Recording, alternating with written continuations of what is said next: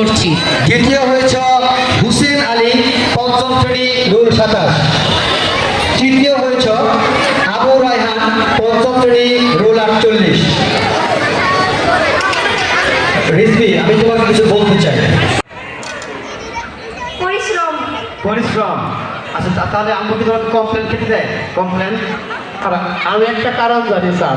Sir বলেন sir. Sir আমি কারণ জানি, প্রথম দিন তো খেলায় জিতছে, ফার্স্ট হয়েছে, তাই না? হ্যাঁ।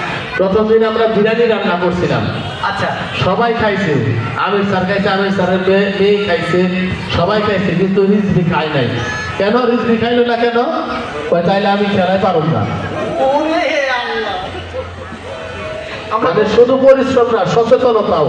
সবাই ওর জন্য দোয়া করবেন।